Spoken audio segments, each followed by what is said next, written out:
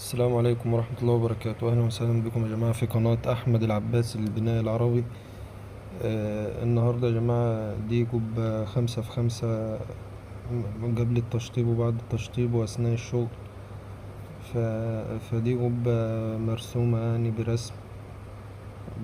برسمة معينة، يعني برسمة نجمة. تمام. ويا رب تنول إعجابكم، وإن شاء الله بإذن الله في أحسن من كده كمان يعني. آه، مستني من حضراتكم دعم حضراتكم والاشتراك في القناة. وإن شاء الله بإذن الله في فيديوهات من دي كتير هنزلها على القناة مع الشرح وإزاي الشغل ده بيتعمل وكده. صاحب لك منى. دي الجبة بعد ما اتقفلت. وبرضو الجبة موجودة بعد التشطيب في آخر الفيديو.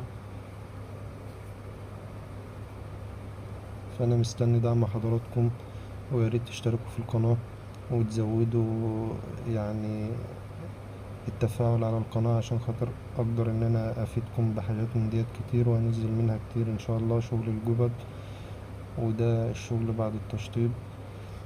ويا رب تكون أعجبت حضراتكم يعني.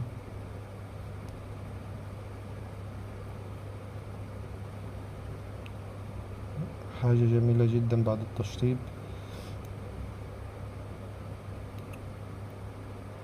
ويا رب يكون لإعجابكم، والسلام عليكم ورحمة الله وبركاته.